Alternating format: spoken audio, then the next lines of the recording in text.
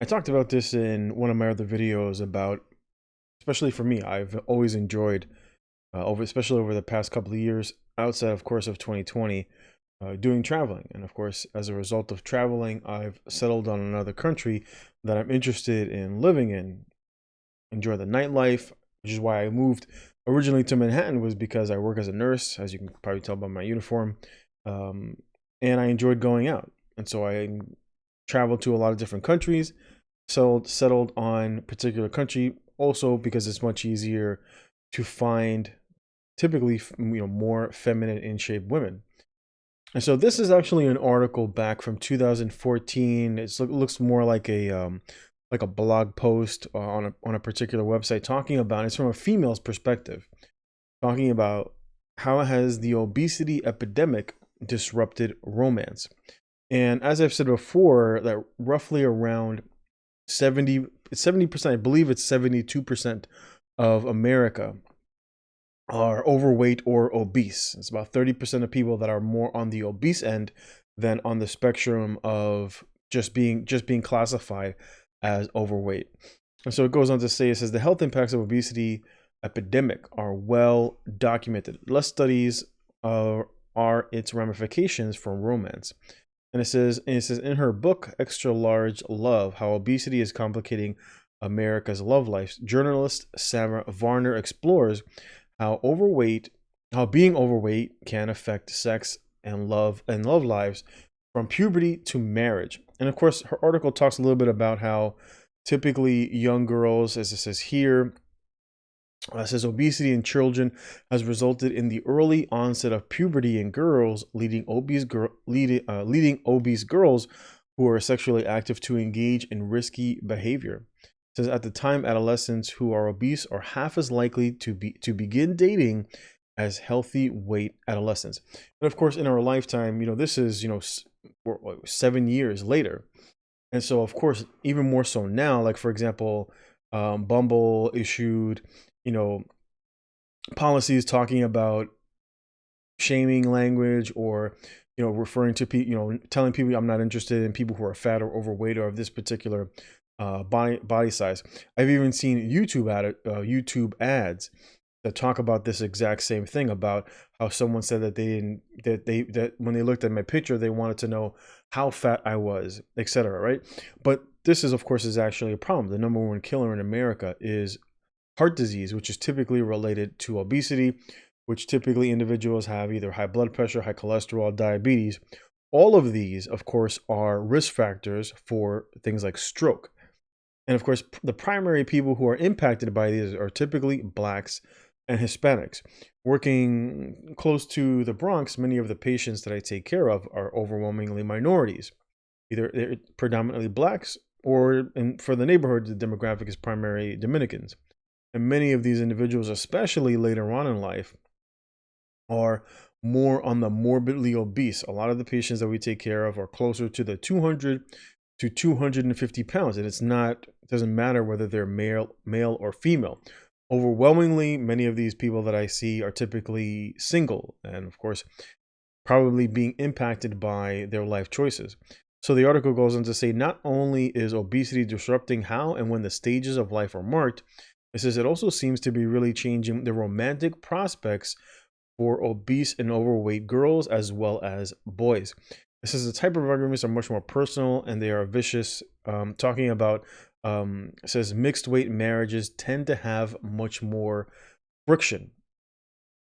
It goes on to state here that during the past 20 years, the average weight the average weight in the dating pool has changed dramatically. A time-lapse series of maps from the center, and this is basically this little paragraph right here, just basically talks about over the years, more and more states have basically indicated, going from 10 to 14% to 20% up to 25%. And of course, at this time, it's even larger. As I said before, 30% are considered morbidly obese, with 72% of the country being obese. And this is one of the reasons why, of course, that they're heavily impacted by the C19 virus. Overwhelmingly, most of the people who are severely impacted by the disease are typically individuals who are obese.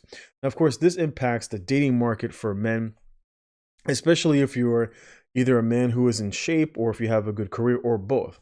Primarily because many of the young women that you're going to come across are typically going to be more on the obese end. And if you're someone who's not interested in dating someone who's either out of shape, because you yourself spend a lot of time taking care of yourself, you dedicate a lot of time towards your career and basically establishing and stacking money and being on your purpose, you're not going to want to dedicate your time and energy to someone who you might deem as someone being lazy, who's young and out of shape. And really, young people have no reason to be out of shape, because that's typically when you have the opportunity to be in the best shape of your life, where it's much easier to put on muscle, lose weight, and spend just by spending a little bit of time in the gym.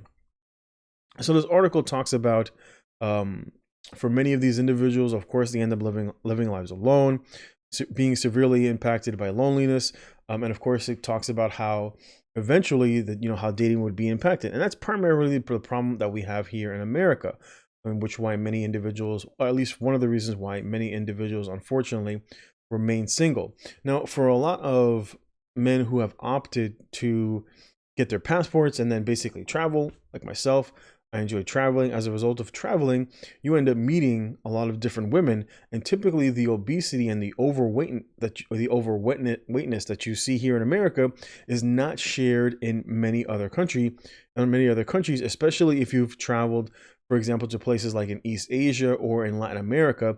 You typically don't see the obesity that you do see here in most Western countries, either in the Americas, Canada. And of course, in Europe, you will find obesity relatively around the same lines. And as a result, many men have realized, might as well live abroad, which is something that I plan on doing myself.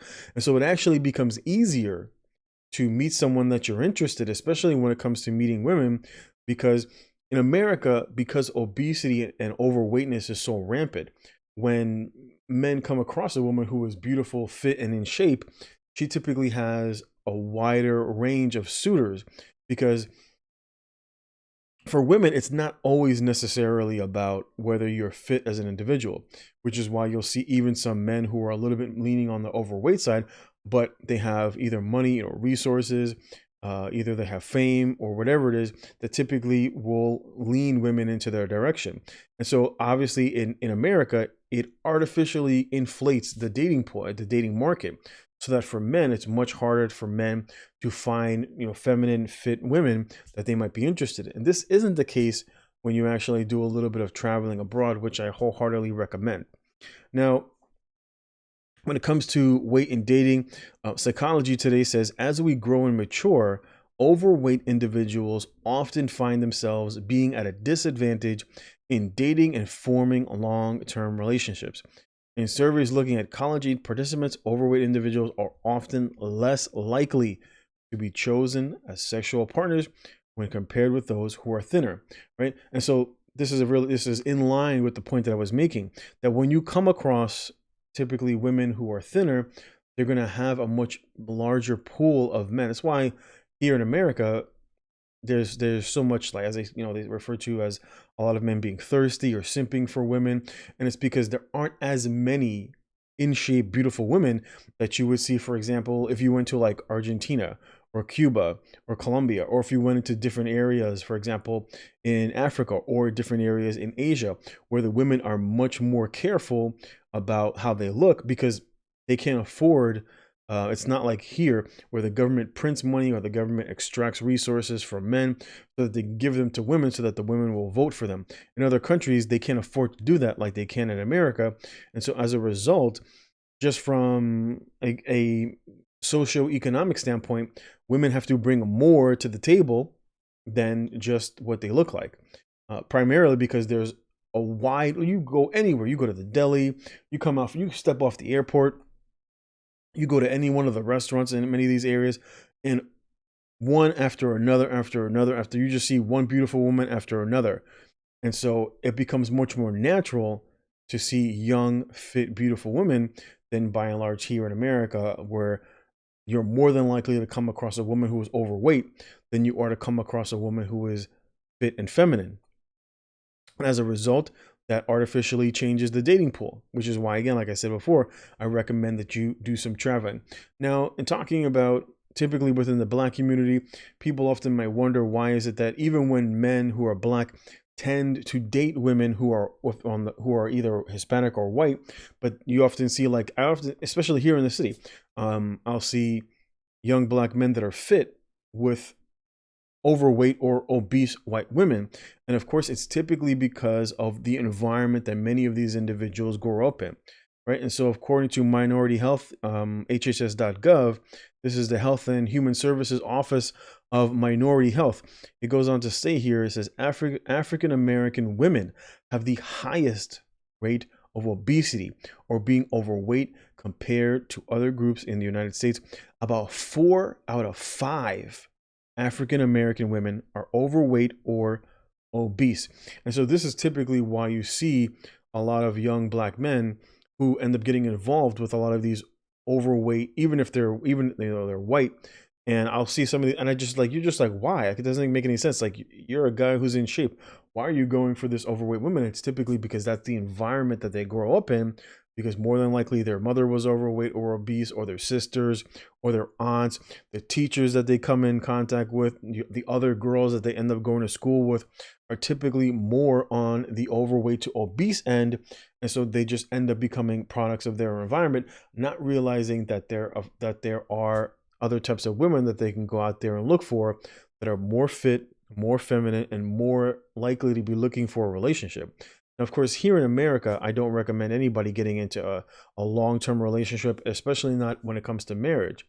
But if you're someone who is, I do recommend that you do a bit of traveling, work here in the Americas, pick up a trade, do some investing, and then buy some real estate abroad when you've stacked enough cash and you're able to sustain the lifestyle that you're looking for abroad, because it's much easier to find young women who are traditionally more inclined, especially they're 18, 19, 20 years old, who are actually looking for relationships and are looking for to get married and have kids.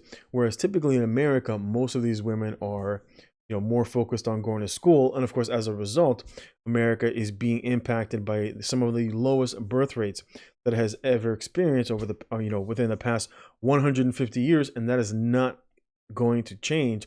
And that's just because the government has no interest in, the government really just doesn't have an interest in people being united, because of course, then it makes it harder for them to manipulate women, because women in America have the majority of the vote. Women make up 52% of all voters. And so if now these women start to pair up and they go back to a more patriarchal lifestyle, it makes it much harder for the government and politicians to be able to try to manipulate women, to promise them things, because that will just be fulfilled by their husband. Their husband will be able to go out and work and provide for them for the things that they want, while also, of course, being in a loving romantic relationship. Whereas from the governmental standpoint, most of these women end up single, which is what you see typically within Blacks and Hispanic neighborhoods, where the end result is that overwhelming singleness, single motherhood within Blacks and Hispanics. It's like 70-80% in the Black community, leaning more towards 50-55% within Hispanics. And it's typically because the government utilizes the ability to sit there and print fake money to basically to give to minority women so that they go around, of course, and then vote for them. And then the cycle just perpetuates itself. And so this will never go away unless there's some sort of a civil war, which would be the only way that things would revert back to a patriarchy. That would be the only way that we would see that sort of a lifestyle come back to America. That sort of lifestyle of being married and having kids and living, that Leave It to Beaver, Brady Bunch style lifestyle is dead, and it will never come back to America unless, of course, there is some sort of a civil war, and those who lean in that direction end up winning that war. Like they say, strong men end up creating good times. As a result of those good times, weak men end up growing up as a result of those weak times, and then those turn into bad times, which then call for strong men to come back into style. But as many men have witnessed that the laws here are terrible, and so just like that, with a flip of a switch, they may say, oh, we're going to change the laws back more to favor men. But we know that the inclination is eventually that they will go back and utilize the laws to basically turn around and basically enslave women all over again. Probably the best thing to do is to completely leave the way the system is here and basically look for another country that is more traditionally. You're probably going to end up in like a second or third world country, but you might find the relationship that you're looking for. You might find that patriarchal lifestyle that you're looking for. But it's important that, if you remember, if you go overseas and you leave America, don't take the mindset with you. Just like they say, if you leave California and you come to Texas, or if you leave New York and you go to Florida, don't come with the mentality that brought you to seek refuge in your new home. And I say the exact same thing for those of you who are looking to leave America, and maybe you want to live abroad in either in Africa or in East Asia, or maybe you want to live in somewhere in Latin America, like in Colombia or in Argentina, or maybe in other places. Don't take the mindset that you had here in America, take it with you to where you plan on moving.